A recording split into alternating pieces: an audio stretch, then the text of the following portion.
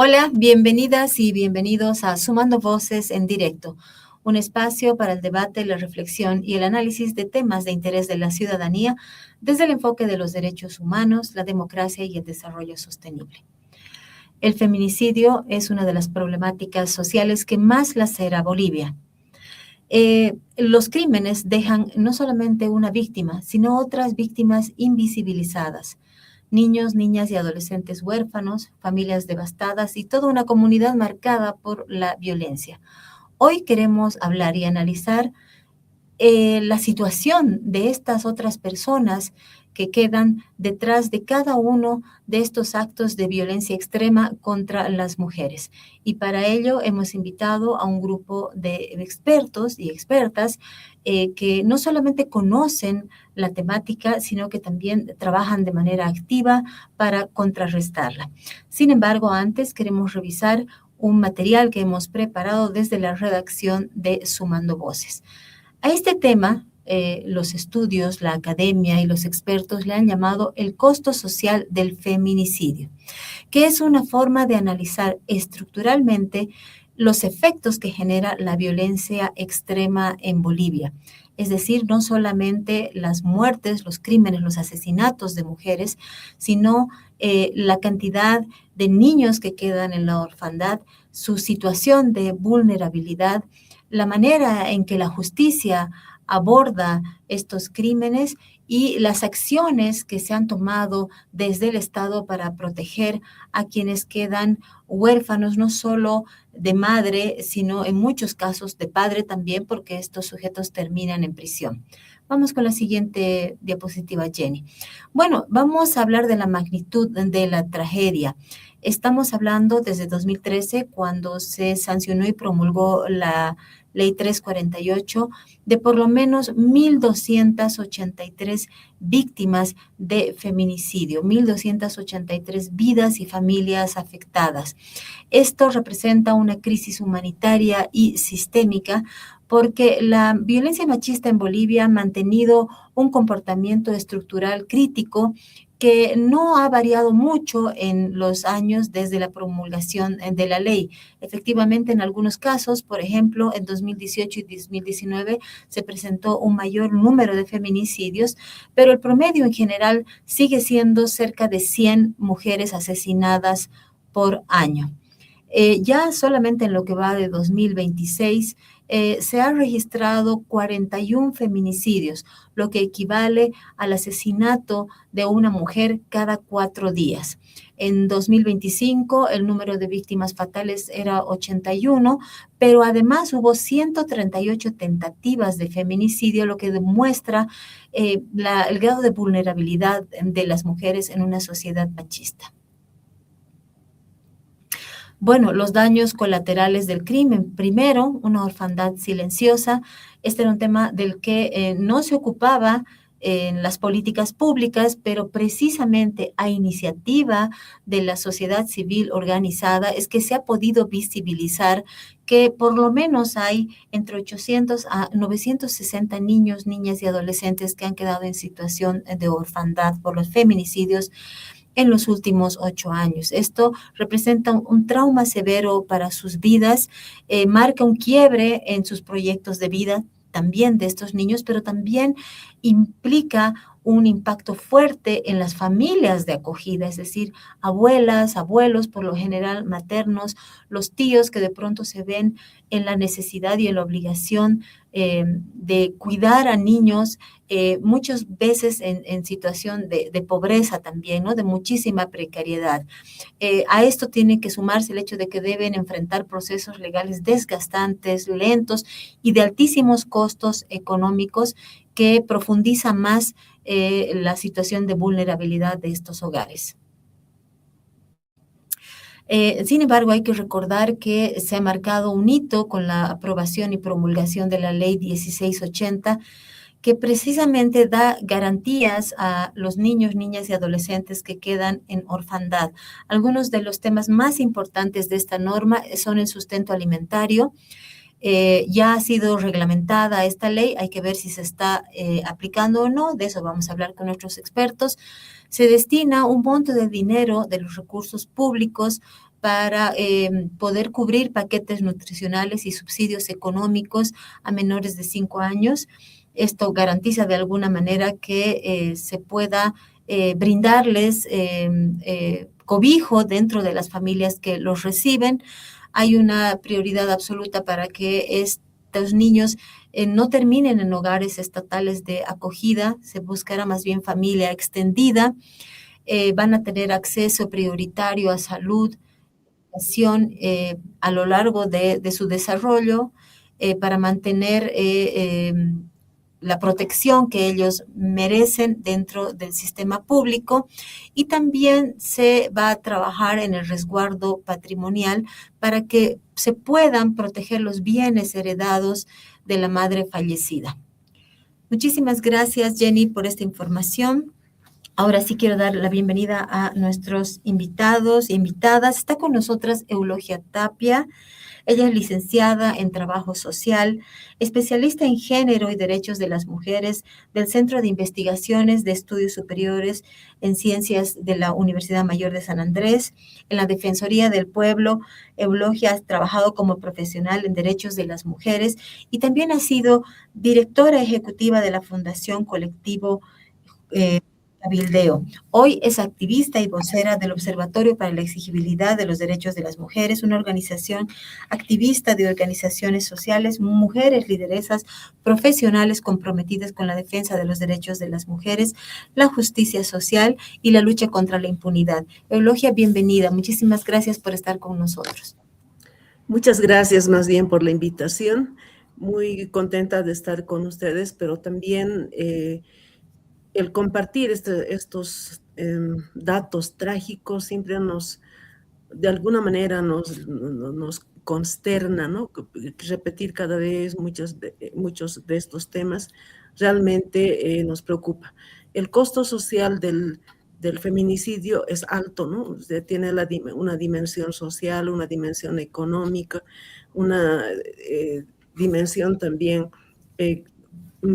psicológica, ¿no es cierto? Entonces, no es fácil el hablar de la pérdida de una persona, ¿no? Estamos hablando de la desaparición del principal estamento de la familia, y en ese sentido hay muchos problemas que tenemos. Vamos a profundizar en unos minutitos. Le daremos la bienvenida al resto de los invitados, por favor. Perfecto. Está también con nosotros Freddy Huaraz, abogado de formación en la Universidad Católica Boliviana. Él es doctor en Derecho de la Universidad de Salamanca de España, magíster en Políticas Públicas de Igualdad de Género por la Universidad Autónoma de Barcelona, con amplia experiencia en áreas de género y generacional, en la asistencia técnica para la elaboración y desarrollo de políticas públicas en favor de las poblaciones en situación de vulnerabilidad en diferentes instituciones públicas, privadas y de la cooperación internacional. Muchas gracias, Freddy. Muchísimas gracias a ti, Pati, por la invitación y, bueno, dispuestos a colaborar con la discusión sobre este tema. Bien, ¿nos confirmas, Jenny, por favor, si está nuestra tercera invitada? Ahí está Mari, bienvenida, muchísimas gracias. Mari Márquez, integrante del Observatorio de la Exigibilidad de los Derechos de las Mujeres, exdirectora del CIDEM durante 5 años, también ha sido docente invitada a la carrera de Trabajo Social de la Universidad Mayor de San Andrés y actualmente es delegada titular del Consejo Ciudadano de la Mujer del municipio de La Paz. Mari, bienvenida. Tu micrófono, estimada Mari.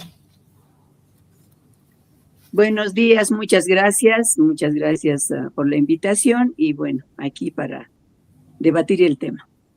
Bien, y precisamente quiero darle la palabra a Eulogia, que ya nos estaba haciendo una introducción. Eulogia, por favor, adelante. La pregunta obviamente aquí es, ¿qué pasa con esta ola de violencia contra las mujeres, particularmente los feminicidios, considerando que tenemos una norma, una legislación de avanzada, digamos, progresiva en el caso de Bolivia, y una ley que protege a las mujeres de la violencia, que también ha sido, de alguna manera, utilizada como ejemplo para otros países? ¿Qué nos revelan los 2.200 feminicidios en estos 10 años y los 41 feminicidios que estamos contando ya en lo que va de 2026? Realmente es algo preocupante, ¿no? Yo decía hace un momento en que nos duele estar contando cada día cifras, ¿no?, de personas, de mujeres que desaparecen. Si bien contamos con una ley, ¿no es cierto?, la ley 348, que es protectora, pero sobre todo muy punitiva toda esta situación. No obstante, no paran, ¿no?, los feminicidios. Constantemente estamos escuchando, ¿no?, la muerte de mujeres, el asesinato de mujeres, y de la forma más cruel. Entonces, esto sí nos preocupa bastante porque ¿qué está pasando en la humanidad? ¿Qué pasa con los seres humanos? ¿Qué pasa en este caso con la pareja, ¿no es cierto? ¿Qué pasa con los hombres que son tan agresores? ¿Qué pasa con qué está pasando en la sociedad, ¿no? Como a veces naturalizamos, ¿no?, escuchando cada día, los medios de comunicación difunden. Entonces, son cosas que nos preocupa bastante. Y lo que más nos preocupa es que estos casos, si bien como que se han naturalizado, ¿no es cierto?, ya no nos duele tanto todos los días escuchar lo mismo, lo mismo, lo mismo. Y lo que preocupa es que lo que estábamos hace un momento mencionando, ¿no es cierto?, las víctimas secundarias que quedan del feminicidio, que serían los hijos, los huérfanos, ¿no?, huérfanos, niños y niñas, jóvenes, adolescentes, la familia extendida, ¿no?, de padres, padre, madre, quienes se hacen cargo del seguimiento al juicio. Todos los problemas nos preocupa mucho, y sobre todo cómo, teniendo estas leyes, por ejemplo, no se cumple el tema de en una primera instancia, ¿no es cierto? Debe haber todo un trabajo preventivo que no se cumple. Hay por ejemplo, en la persecución, ya cuando están detenidos, es fácil, ¿no es cierto?, que un juez los libere o que no se haga buena investigación. Todos estos problemas que conllevan, o sea, agudizan, digamos así, el problema, ¿no?, el dolor que deja el feminicidio. Estas cosas son las que nos preocupan. Ujú. A propósito de esto, la ley 348, además de sancionar, bueno, tipificar los delitos primero y sancionar, tiene un foco muy importante en la prevención, y Eulogia nos decía que esto no está funcionando, ¿no? O sea, el promedio de crímenes que se han ido cometiendo a lo largo de estos años nos muestra que no hemos podido avanzar en materia de prevención. Mari, ¿qué es lo que sucede? ¿Por qué? ¿Qué está fallando en el Estado, en sus instituciones? Que no podemos concientizar a la ciudadanía, más bien pareciera que estos crímenes son, como ya decía Eulogia, con mayor odio, las formas en las que se está asesinando a las mujeres. La verdad es que, como decía Eulogia al inicio, nos consternan mucho. Sí, a ver, creo que el problema de violencia contra la mujer es un problema que hace 30 años lo hemos visibilizado, porque era un problema invisibilizado. Pero luego, después de visibilizar, hay un problema que es estructural, ¿no? Y este tema estructural tiene que ver con la forma como pensamos sobre una sociedad, y tiene que ver con el sistema patriarcal, ¿no es cierto?, donde se valoriza a las mujeres de una manera diferente que a los varones. Y la sociedad patriarcal construidas han reafirmado este sistema patriarcal, dando roles a los hombres que tienen que estar en el espacio público y las mujeres tienen que estar en el espacio privado. Pero el logro de los derechos humanos en 1948, y que ha sido un avance muy importante para las mujeres, para que sea reconocido las mujeres en su plenitud, sus derechos humanos. ¿Qué implica eso? Implica que las mujeres tenemos capacidades, como cualquier ser humano, en desarrollar las actividades y pensar libremente. Esto es lo que no gusta a la sociedad patriarcal. Sí, en Bolivia está la sociedad patriarcal tan fundamentada hasta en las culturas que las mujeres deben de estar dentro de la casa. Y por eso a las mujeres que las matan, maltratan, todo aquello no es valorizado, no es como un tema urgente. Nos ha costado a las mujeres en pensar al Estado en sí que se preocupe de esta problemática social. se ha logrado que se declare que la violencia contra la mujer es un problema de salud pública. Entonces, hay toda una estructura que se va armando y que va asesinando a las mujeres, y si nos damos cuenta, ¿son quiénes esas mujeres? Son mujeres jóvenes que han decidido cuántos hijos y cuántas hijas no tener. Son mujeres que han decidido no aguantar la relación violenta con su pareja.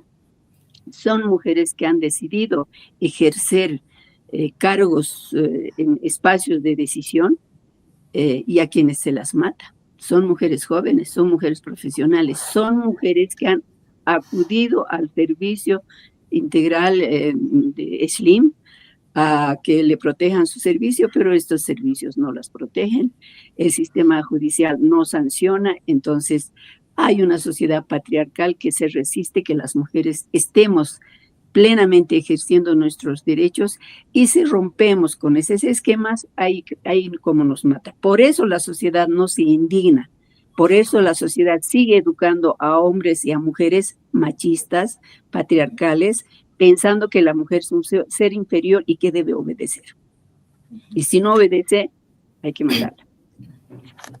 Freddy, en función de lo que dice Mari, los crímenes de odio contra las mujeres no son un hecho aislado, obviamente no son crímenes pasionales, como a veces se informa, se reporta incluso desde el Ministerio Público, aunque está cambiando eso, pero bueno, todavía falta trabajar mucho.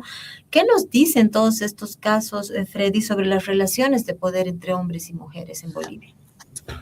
Sí, ya Mari estaba tocando el tema, ¿no?, sobre el sistema patriarcal, ¿no?, que todavía es muy fuerte, vigente, muy arraigado a nuestras realidades sociales, y en una sociedad como la nuestra, la boliviana, con aspectos culturales también mucho más, ¿no?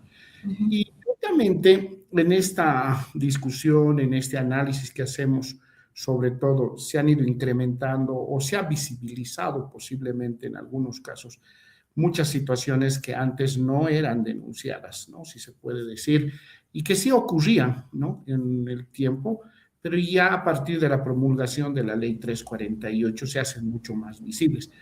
Pero, a ver, yo soy abogado y, bueno, soy el que menos cree en las leyes, ¿no? ¿Por qué? Por el que, de alguna manera, en este país y en Bolivia, algo que hemos visto en este último tiempo ha sido en pensar primero en ley y no en una política pública que pueda desestructurar todo esto, lo que dice Mari, ¿no?, del sistema patriarcal, ¿no? Pero a partir de qué una política pública donde estemos comprometidos todos y todas, ¿no?, sobre las instituciones. Porque la ley como tal, la ley simplemente, a pesar de que es una política pública, pero es un soporte legal a algo que queremos nosotros regular más adelante. Entonces, no vamos a conseguir, y eso lo digo, y las estadísticas lo muestran todo, de que nos metan a los hombres a la cárcel. Si son delitos, evidentemente hay que tomar en cuenta, ¿no? Nosotros los que somos profesionales de derecho sabemos muy bien que el derecho penal es de última ratio, es lo que llamamos, es lo último que debe actuar. Pero lo que hacemos en Bolivia es darle con la ley y darle con la ley, y vemos ahí que cuando tú haces un análisis posiblemente con personas que están en las cárceles por casos de violencia de la 348, aparece que van a salir a vengarse, ¿no? Porque no hemos hecho un trabajo también hacia afuera, hacia lo social sobre todo. Entonces yo creo que es bien importante empezar a pensar y trabajar sobre todo en esas políticas públicas que permitan realmente llegar a un nivel de protección, de prevención, sobre todo de la violencia, y no estar atacando cuando ya la situación ya se ha cometido. Porque, como sabemos muy bien, el feminicidio es el eslabón último de la cadena de violencia. Eso ha ocurrido y ahí se cometió. Entonces, si nosotros podríamos frenar antes todo esto, podríamos tener mejores, entre comillas, resultados. No sé si los números cambiarían todo, pero creo que podríamos visibilizar en otro ámbito también, ¿no? Eulogia, por favor, quisiéramos ya, bueno, en realidad con los tres entrar más de lleno. Hemos estado mirando las causas de los feminicidios, lo que la ley establece y lo que el Estado, desde sus diferentes instancias y niveles, no está haciendo. Entrar un poquito a analizar ya lo que ustedes han estado trabajando con Mari, por supuesto, el tema del costo social del feminicidio.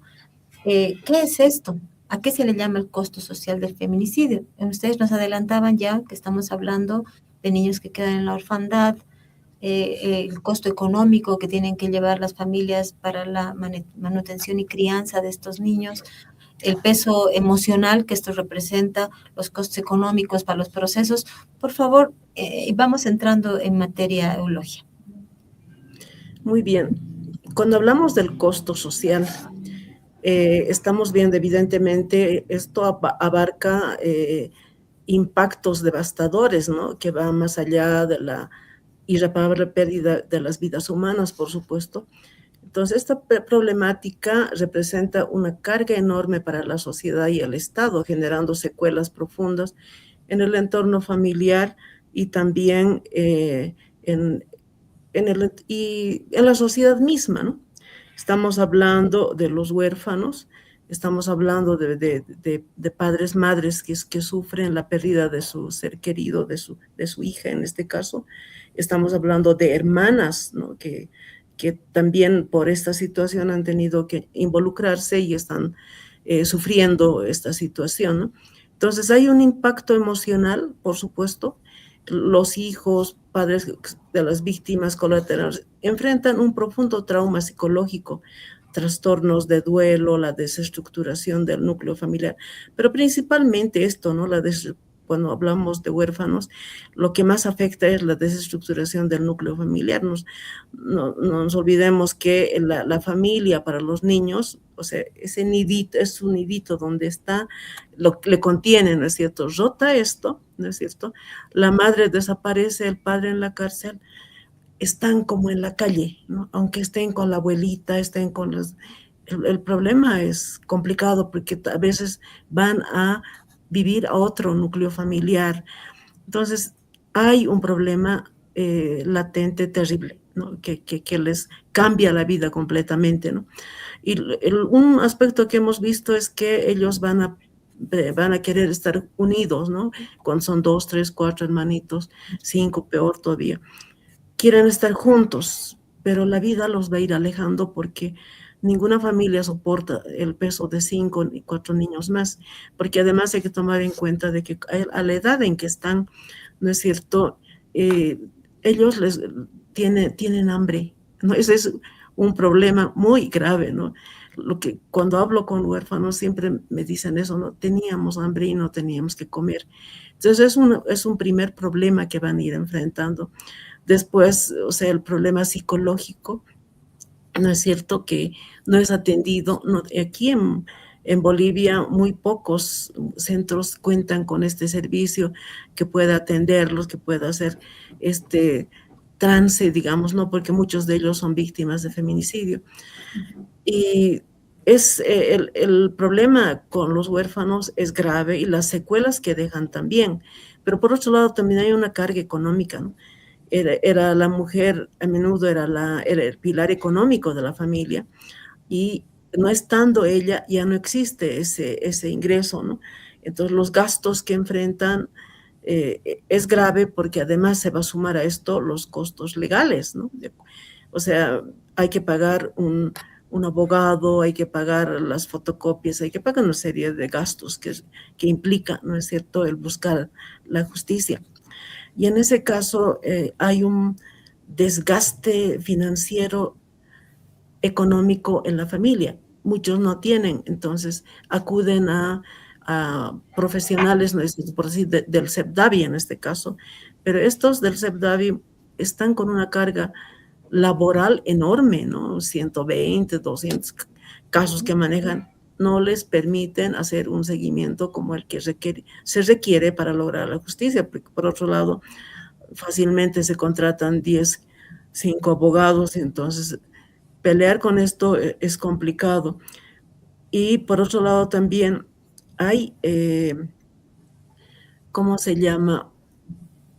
El tema, ¿no? de los chicos tienen que estudiar, no cuentan ya con los recursos, ya no están, además emocionalmente no están preparados, ya no se sienten, ¿no es cierto? No han recibido ese apoyo psicológico requieren para continuar. Entonces, uno de los aspectos que va a sufrir la consecuencia de los chicos es eso, ¿no? Dejar de ir a los centros educativos y aunque vayan, no aprenden el problema de salud. Entonces, por todas esas cosas, cuando se ha estado elaborando la ley 68-80, ¿no? De la ley de la ley de protección de los huérfanos, se ha visto toda esta situación. Entonces, necesitamos el apoyo para esta población, un apoyo más integral, digamos, ¿no? Así, un apoyo, sí, sobre todo integral, ¿no? Por un lado está este tema psicológico, por otro lado está la familia, por otro lado está ¿no? la ausencia de estos servicios legales, psicosociales que requiere también. Entonces, el problema es complicado cuando hablamos del costo social. Mari, para profundizar en lo que ya nos adelantaba Eulogia, el vía crucis que representa para las familias conseguir que el crimen no quede impune. ¿Cuáles son los pasos? ¿Por dónde transitan estos procedimientos a los que tienen que someterse? Porque en realidad es la familia se somete, ¿no? Al sistema. ¿Cuánto puede llegar a costar? No sé si han hecho ese cálculo en los estudios que han desarrollado el llevar adelante un proceso de este tipo. Estimada Mari, micrófono, por favor. Sí. Quería señalar dos ámbitos de presupuesto que se designa. Por un lado, el Estado que designa presupuesto para prestar servicio de atención, prevención y sanción, digamos, es todo un presupuesto que asigna el Estado, ¿no? Y que ese presupuesto asignado a los profesionales, los servicios, los SLIMs, que a través de las gobernaciones y gobiernos municipales implementa este presupuesto y que tiene un costo para el país. Tiene un costo para el país porque no en vano se ha declarado que la violencia contra la mujer es un problema de salud pública. Eso implica que se tiene que asignar recursos profesionales especializados, etc. La ley 348 señala los ámbitos de actuación de cada servicio que debería funcionar de manera efectiva, principalmente priorizando la prevención para que el impacto en la salud de la población no sea con más gasto público, ¿no es cierto? Pero además han visto como gasto público, no una inversión para un desarrollo humano. Es decir, lo que el Estado está gastando como gasto y no lo pone como inversión. Entonces, son 1.283 mujeres asesinadas, que dabas el dato. Eso implica que 1.283 mujeres dejaron de trabajar en este país, dejaron de aportar económicamente, porque son mujeres en edad reproductiva y productiva. Creo que eso es importante señalar, pero nosotras hemos estado, además de estos servicios que el Estado invierte, pero además asigna recursos mínimos y que no alcanza contratar profesionales especializados para resolver esta problemática, nosotras a partir del seguimiento de algunos casos emblemáticos hemos estado haciendo seguimiento y en eso, por ejemplo, veíamos, ¿no? Dependiendo si el caso es en el área rural o es en el área urbana. Por ejemplo, en un caso se ha suspendido 200 veces la audiencia. Estas 200 veces implica a la familia prepararse psicológicamente, pero sobre todo sacar pasaje para ir a la instancia de justicia. Bueno, ahora algunas audiencias es virtual, pero antes no. Tenías que ir a la instancia y el sistema judicial no te comunica que día antes que la audiencia se ha suspendido, se te comunica in situ. Entonces, implica que las mujeres, por ejemplo, la familia que vive en el área urbana puede invertir en transporte y la familia que viene del área rural, que se suspende igual de esa manera y tal vez mucho más, su pasaje ya no es 2 bolivianos, 3 bolivianos, su pasaje pasa más de 20 bolivianos. Entonces, en pasaje nomás, las familias erogan unos gastos que, como Eulogia señalaba, además de esa pobreza terrible, tiene que sacar. Si ella decidió hacer, porque muchas familias también dijeron, no voy a seguir con el proceso judicial, abandono, porque no me van a devolver a mi hija, por lo tanto lo abandono y ese caso queda en la impunidad porque el asesino se queda en vía libre. Pero las familias que han decidido sancionar al asesino de su hija, ¿no es cierto?, de su madre, en este caso de los jóvenes que inician el proceso, pasan por este sistema de justicia que les pasa. Pero no solo es eso, ¿no es cierto? El SLIM debería darles apoyo psicológico y el SLIM debería seguir todos los procedimientos porque eso dice la ley 348.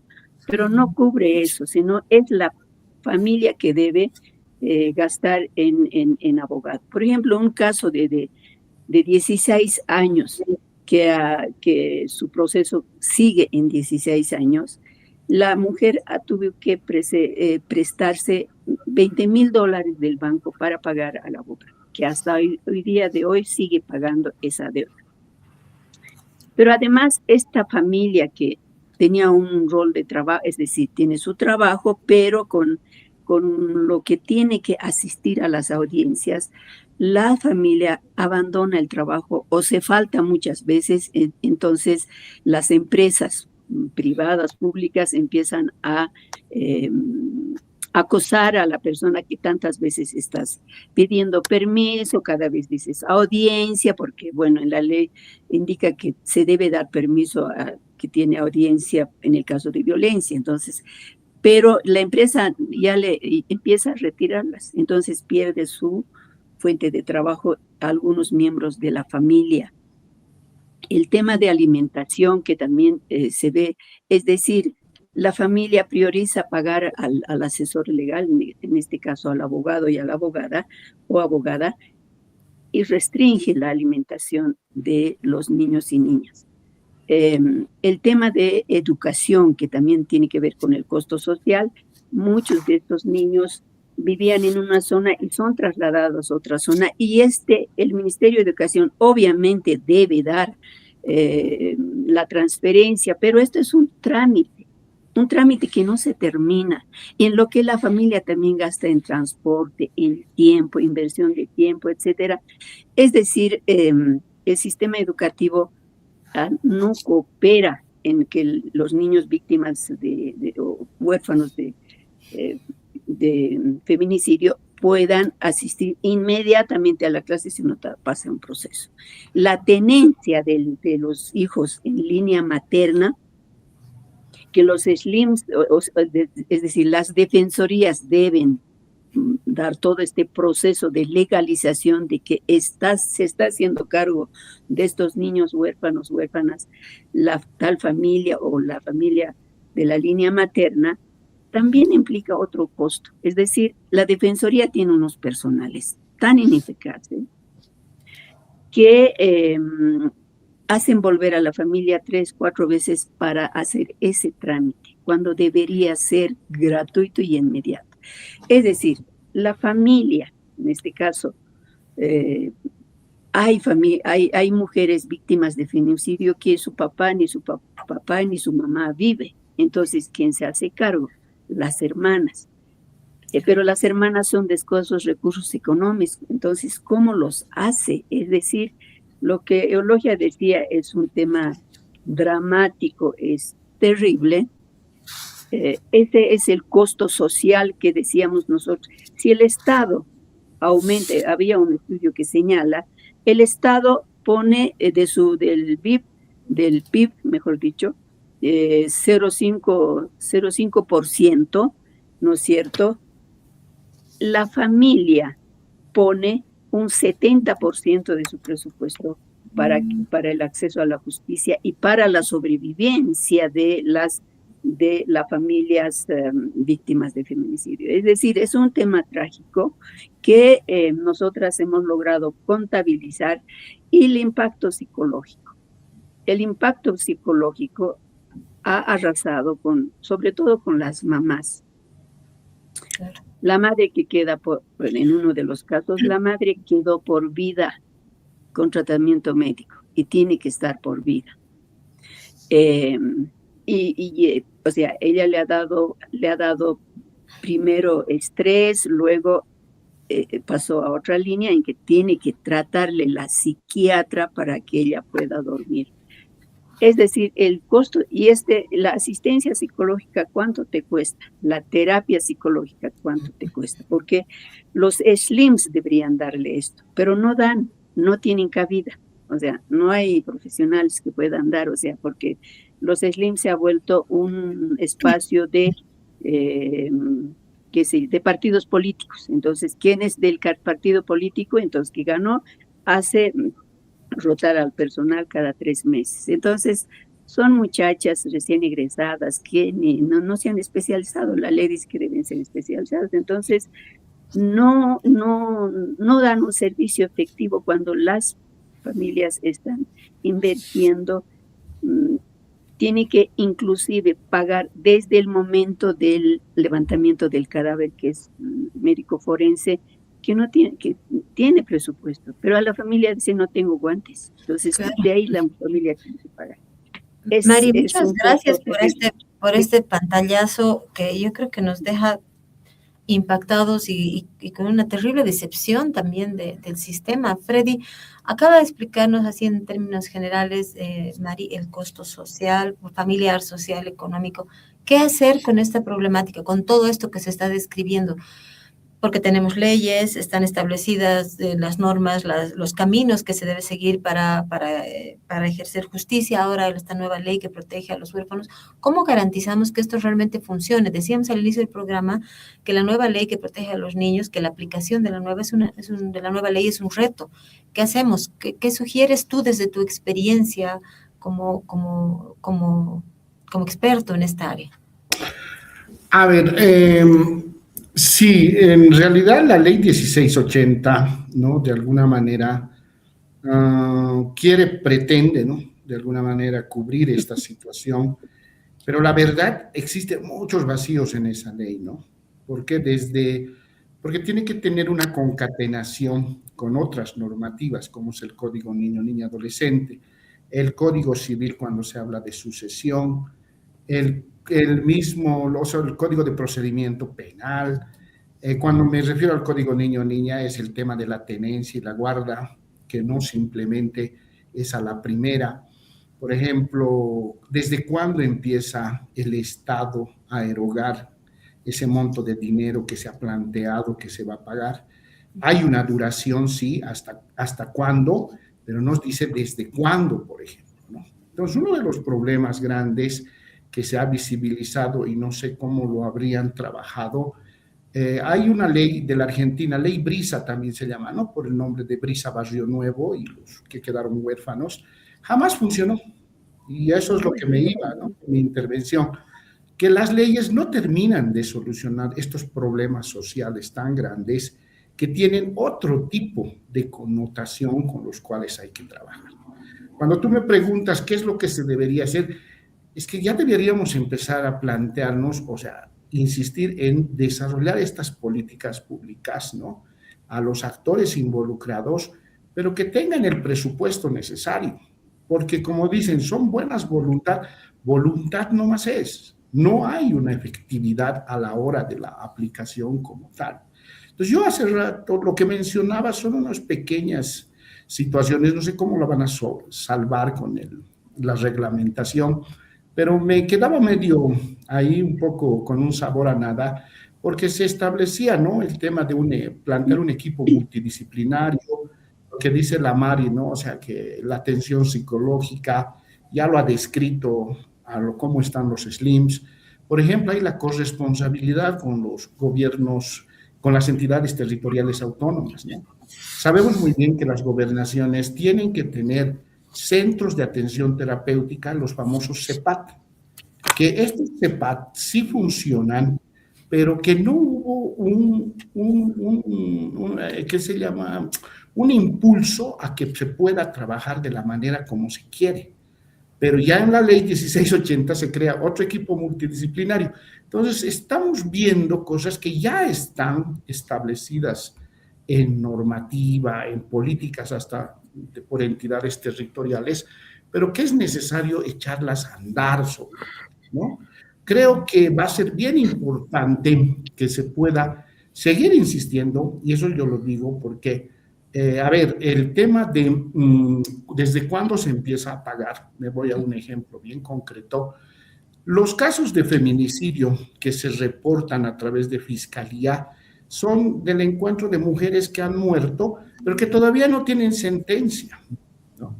Entonces, en el marco del principio, ¿no?, de presunción de inocencia, hay muchos casos que sí se ha declarado porque, bueno, ha sido de primera intervención, se ha visto, pero en algunos casos los autores no han declarado que son autores. Entonces, el juicio sigue, ¿no? Como dice la MAL, 16 años, por ejemplo. Y hasta que no se pruebe que esta persona, por más que se haya visto en escena y todo, pero por la chicanería esta que se lleva hasta el final, realmente estas víctimas secundarias, que no son secundarias, para mí son primarias, los huérfanos y huérfanas, van a poder cobrar. Entonces, son elementos que no pueden cobrar porque todavía sigue un proceso, un juicio. O sea, no podemos. Entonces, hay cuestiones que, reitero, o sea, lo que yo quiero un poco insistir es pensar en trabajar en políticas que nos garanticen que estas situaciones van a poder ser de alguna manera respondidas. Tú le señalaban los huérfanos y huérfanas que quedan a esta fecha. Por ejemplo, el año 2016 se hizo un diagnóstico de cómo estarían estos niños y niñas que habían sido huérfanos y ahora cuántos años tienen. Ya ahora, miren, ya ha pasado más de casi 10 años, se podría hacer un análisis de ver cuáles son los efectos que se han producido en respecto, que habría que ver cuál debería ser la solución que podríamos plantear para los otros, ¿no? Que lamentablemente no vamos a poder exterminar esta lacra total, como se dice, pero necesitamos tener respuestas oportunas y reitero, ya no insistiremos con leyes, insistiremos con políticas, programas, planes que realmente pues garanticen que vamos a tener una respuesta oportuna para la gente que lo está solicitando. Muchas gracias, Freddy. Qué importante lo que acabas de decir, resulta sumamente enriquecedor, por ejemplo, pensando en la reglamentación de la norma, como bien mencionabas, y ahí quisiera preguntarle a Eulogia, bueno, de hecho, la visibilización de estas víctimas, como decía Freddy, no secundarias, colaterales, vamos a decir, porque también son víctimas primarias, ha sido gracias al impulso de las organizaciones de la sociedad civil, ¿no? Los observatorios, los colectivos, los defensores de derechos han permitido que se visibilice a estas otras víctimas de los feminicidios. Pensando concretamente en la ley 1680, ¿qué se está haciendo ahora, Eulogia, desde el Observatorio para la Exigibilidad de los Derechos de las Mujeres y otras organizaciones de defensa de los derechos de las mujeres víctimas de feminicidio y sus familias? Bien, es verdad, no, esta ley no viene, no es casualidad, digamos, ni por iniciativa, por personas. Esta ley viene a partir de que hemos ido, las instituciones, las organizaciones que trabajamos con esta problemática, hemos identificado estos problemas y hemos exigido, nos hemos juntado en realidad, hemos hecho alianzas a nivel nacional para plantear esta problemática, porque es una problemática realmente lacerante, ¿no? Y es a partir de esto que surge un espacio, ¿no? La Alianza por los Huérfanos, y a ese nivel se ha trabajado y se ha hecho, se ha logrado hacer aprobar la ley de protección a los huérfanos. Y después de esto también se ha trabajado en la reglamentación y se ha visto los temas que está planteando Freddy, ¿no? Es verdad, ¿qué hacemos ahora? ¿Desde cuándo? Sabemos bien que existe retardación de justicia, hay impunidad, hay muchas veces no se llega a establecer si realmente es feminicidio, o lo cambian la tipificación, ¿no? Aunque sea feminicidio, lo cambian de tipificación para poder acortar, digamos, los años de, de sanción que tienen que tener, ¿no es cierto? Los agresores, los asesinos. Entonces, en ese sentido, es que hemos analizado esta problemática y se ha visto de que es necesario de que los niños huérfanos, ¿no es cierto?, son huérfanos, han muerto, pues, son huérfanos porque le han matado a la madre. Y el juicio, ¿no es cierto?, para establecer, eso va a tardar, ¿no? Y entonces, ¿cuándo tendría que correr el pago de los beneficios? Tendría que ser después de que sea tipificado, o sea, en una primera instancia, ¿no es cierto? Cuando les detienen, los tipifican esto, entonces ya tiene que correr este monto, no hay que esperar a que haya sentencia ejecutoriada, porque podemos terminar en 20 años no habiendo, ¿no? Además, los huérfanos son de toda edad, desde bebés hasta, son, ¿cómo se llama? 25 años, ¿no? Hasta 25 años cuando están estudiando. En este caso se habla de 18, pero sí se alarga hasta que cumplan los 25 años cuando ellos están estudiando. Entonces, este proceso tiene que beneficiar, digamos, ¿no?, a los huérfanos. Entonces, esto es lo que se ha planteado, pero también estamos viendo de que no es rápido, ¿no? Ya estamos a medio año y todavía no hay nada, seguimos esperando, no existe. Si bien en todo el proceso se ha trabajado de dónde van a salir los recursos para poder pagar esto, todavía se sigue estudiando, no nos responden, ¿no? Entonces, sabemos bien que no es un tema sencillo, no es fácil, es complejo, complejísimo, porque también la problemática es complejísima, ¿no? Entonces, estamos en eso, ¿no? Persiguiendo de que de una vez se pueda contar con estos recursos. Pero por otro lado, también vemos de que no es solamente este tema, el tema económico es fundamental, porque justamente esto de que los huérfanos cuenten con este apoyo puede ayudar a que las familias no los voten, o por lo menos los tengan, ¿no es cierto?, bajo una protección de una familia, porque la mayoría de los huérfanos, haciendo seguimiento, hemos encontrado de que se van dividiendo, se van de un lado a otro y terminan finalmente perdidos en el océano que es el mundo, ¿no? Y no sabemos cómo ha logrado sobrevivir. Entonces, estas cosas podría ayudar y eso nos siguen. Es verdad que no hay que quedarse con esto, es verdad que hay que trabajar porque existan políticas públicas de protección a toda la población, ¿no es cierto?, infantil, que existen instancias, que existan sistemas, ¿no?, que engloben, ¿no es cierto?, estos apoyos, los diferentes apoyos, los diferentes, ¿cómo se llama?, apoyos que tiene que haber a esta población. Me estoy refiriendo al apoyo psicológico, al apoyo social, ¿no es cierto?, al apoyo legal, ¿no es cierto?, que tiene que haber. Tendría que ser todo un sistema, ¿no?, que permita una atención integral, ¿no es cierto?, para que les acompañemos a superar este dolor, por ejemplo, el dolor que significa la pérdida de un ser querido. Entonces, es necesario contar con todo eso, ¿no? Y eso significaría, por supuesto, políticas públicas mejor estructuradas y que tengan, digamos, un apoyo necesario, suficiente de parte del Estado, ¿no?, que pele por esta población. Pero, bueno, estamos avanzando de a poco, pienso yo. Estamos mirando, es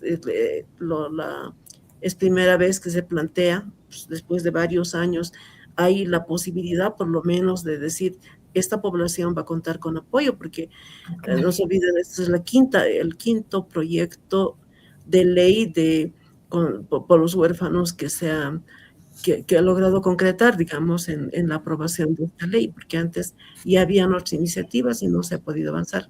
Entonces, creo que es importante ir trabajando, ¿no? O sea, y juntar todas las fuerzas, las voces, las expertices y también las capacidades técnicas, las experiencias, por supuesto, de las personas que trabajamos en esta temática y lograr un sistema mejor, ¿no? Un sistema mejor que lleve a una política pública que atienda a esta población. Gracias, Eulogia. Pensaba yo, vi que aquí recuerdo, nomás quiero valorar también que una organización que trabaja mucho también en incidencia en este tema es nuestra aliada, la Red Herbol, porque los medios de comunicación cumplimos un rol fundamental en esta temática, ¿no? Entonces, destaco eso también. Y decía Eulogia, estamos avanzando de a poco, muy de a poco, Mari, ¿no? Muy de a poco, creo. Y por favor, corrígeme, el reglamento, yo tengo entendido que ya había una propuesta de reglamento, no sé si ya ha sido aprobado, ¿no? No ha sido aprobada, qué se puede mejorar, qué no se puede mejorar y cuándo ya debería estar esto, ¿no? O sea, si hay recursos, entiendo que se ha dispuesto un porcentaje del presupuesto general del Estado, incluso un monto ya se ha determinado que recibiría cada niño, creo que en función, o niño o niña, en función de las UFBs. ¿Cómo está avanzando esto?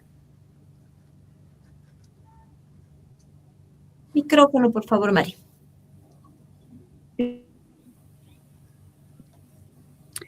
Esta ley no se llama ley Brisa, se llama Freddy, se llama Ley Integral para la atención a niños, niñas huérfanos. No, la ley Brisa es la de la Argentina, la que no funcionó nunca. La de Brisa de la Argentina. Yo pensé que estabas hablando de la ley Brisa ahora que estamos debatiendo sobre violencia sexual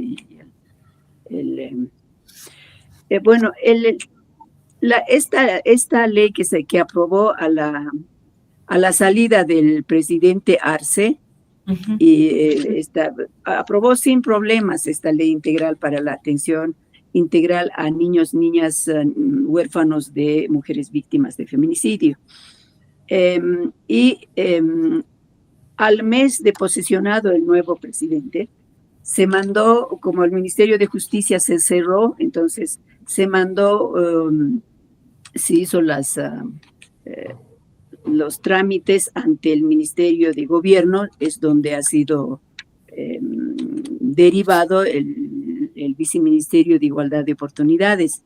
Entonces, se ha empezado a trabajar la reglamentación, aún no se ha aprobado, pero sí, ¿por qué ha tardado? Porque, como decía Eulogia, el Ministerio de Economía y Finanzas, todos esos sectores tienen que estudiar y decir de dónde va a salir los recursos y cómo van a sostener, porque la ley habla de alimentación, ¿no es cierto?, de un monto determinado, habla de asistencia de salud, entonces el Ministerio de Salud ha tenido que evaluar, valorar, etcétera, habla del Ministerio de Educación, que tiene que dar una educación efectiva, etcétera, hasta sus 26 años, entonces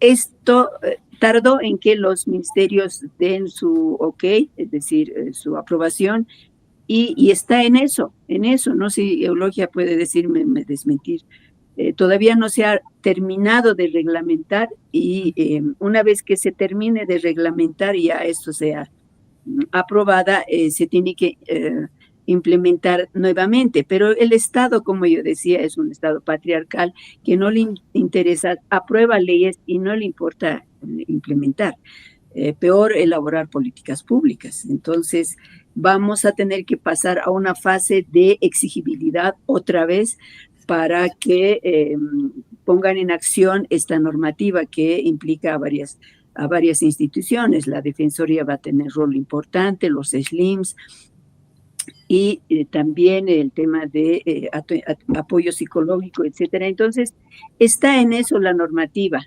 Bueno, nosotros pensamos que es un avance en el sentido de va a dar apoyo efectivo, es el monto de dinero a las familias que se hacen cargo de estos niños, niñas huérfanos de las mujeres víctimas de feminicidio. y va a tener que ser es responsabilidad de los gobiernos municipales, y aquí tenemos que ver los gobiernos municipales. Por ejemplo, La Paz puede hacer las actividades porque tiene ingreso económico, pero hay municipios que son tan pobres que solamente dependen de lo que el Estado le dé cierto monto de dinero, porque no generan ingresos económicos, es decir, son tan pobres que inclusive en términos de población, entonces terminan nombrando una persona profesional que es la que, o sea, esta persona representa SLIM, al mismo tiempo representa Defensoría, al mismo tiempo representa Adulto Mayor. Entonces ahí es donde la implementación de la ley se traba, o sea, ya queda inactiva a veces, porque obvio, una persona psicóloga o trabajadora social o abogada, abogado, no, ¿quién puede atender los casos de esa manera? Porque tendría que manejar los cinco leyes, 6 leyes que existen sobre los derechos. Es realmente un desafío grande. Y bueno, Freddy decía, hay que pensar en políticas públicas integrales, y hay que pensar, pero realmente la política, para implementar políticas públicas, también tiene que haber profesionales formadas de manera integral. Entonces, eso también las universidades realmente sacan profesionales con una visión hacia el consultorio legal o consultorio psicológico, y no hay una mirada amplia, integral, multidisciplinario, multidimensional a la problemática, y una apuesta de decir, este problema yo tengo que contribuir a resolver porque soy un profesional capaz. Sino a veces los profesionales dicen, ¿qué problema? ¿Qué vamos a hacer? O sea, de hecho ya te ponen a veces trabas psicológicas a él mismo. Entonces, falta mucho que trabajar en este país. Tal vez para complementar, Mari, la reglamentación ya ha sido aprobada y entregada al Ministerio de Justicia, es decir, al Viceministerio de Igualdad de Oportunidades. En este momento sabemos que está en UDAPE estudiándose. Eso solo para complementar la información. Muchas gracias, Eulogia. Sería bueno, desde los medios también hacer seguimiento a todas estas observaciones que ustedes acaban de hacer, ¿no? Que creo que ahí podemos contribuir nosotros. Y en este caso, desde Sumando Voces, también nos comprometemos a hacerlo. Quisiera que me acompañen a leer los comentarios que está dejando nuestra audiencia en el Facebook, y si hay alguna pregunta, podemos pasársela a Freddy, que le toca, para responderla, pero obviamente Mari y Eulogia pueden ayudarnos también a complementar. Jenny, por favor, nos ayudas a ver los comentarios. Julie, por ejemplo, dice, es la verdad que sufrí los hijos y hijas por culpa del feminicidio. Toda la verdad, dice la hermana Eulogia Tapia. Tal vez la conoce, Eulogia Julie Modesta, que nos está contando que al parecer ella de manera cercana ha sufrido las consecuencias, los impactos de los feminicidios. Jazmín Peñalosa dice, estas últimas semanas vemos feminicidios con tal grado de violencia y odio que da terror. Como sociedad, ¿cómo deberíamos actuar para ayudar a prevenir este delito, tomando en cuenta que el gobierno poco o nada hace al respecto? ¿Qué dices, Freddy? Estábamos hablando de las formas en las que asesinan a nuestras mujeres. Esto obviamente es también una señal, digamos, del machismo y el patriarcado. Son más crueles, ¿no? En algunos casos. Y la verdad es lo que también mencionaba la Mari, ¿no? Es tema de esto de cómo cambiamos el sistema patriarcal.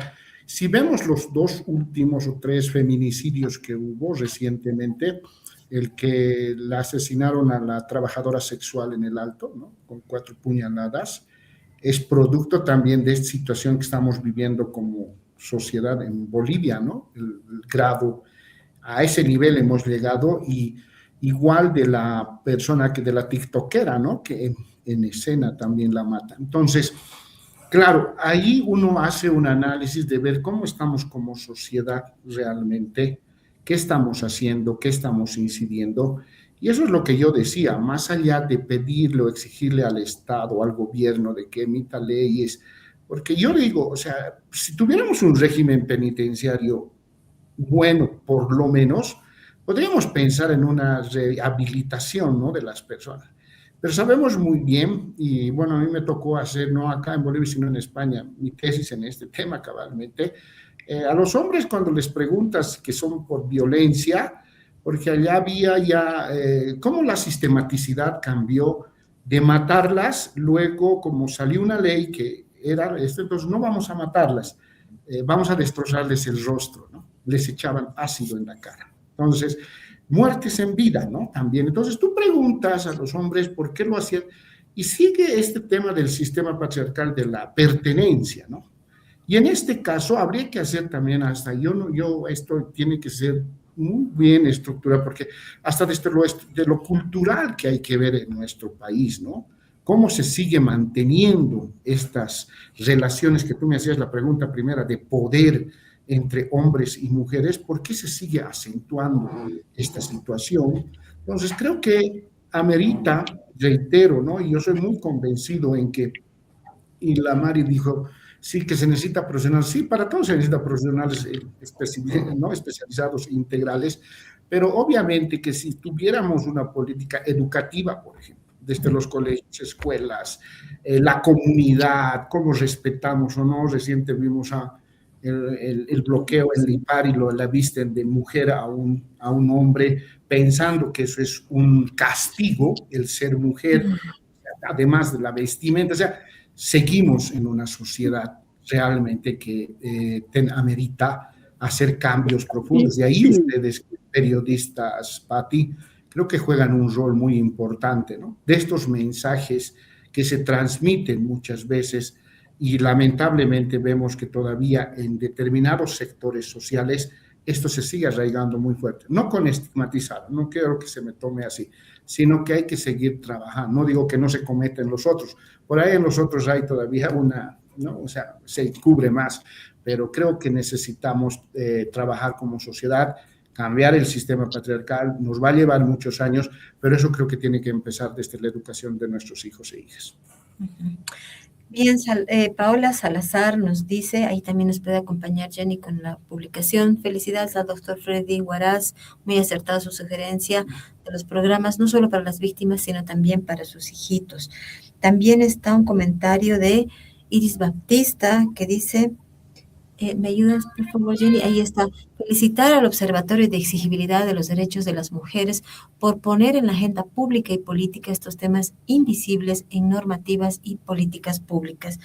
Y ciertamente yo quiero felicitar y agradecer a nuestros invitados por sus aportes, sus reflexiones, estas importantes ideas que ustedes están planteando para hacer seguimiento a la reglamentación, que si bien ha sido aprobada, todavía de repente hay tiempo para hacer algunos ajustes. De eso se trata precisamente el programa, de debatir, reflexionar, analizar y aportar, ¿no? Lo más importante es que desde nuestros invitados surjan aportes para, en este caso, por ejemplo, concreto, mejorar la probidad, la calidad de esta normativa que va a terminar beneficiando a quienes han sufrido los daños colaterales de los feminicidios. Quiero darles las gracias por haber estado en esta cita, comprometerles a que puedan aceptar una nueva invitación a futuro y, por supuesto, también invitar a nuestra ciudadanía a seguir nuestros programas cada semana. Los miércoles nos reunimos aquí en Sumando Voces en Directo.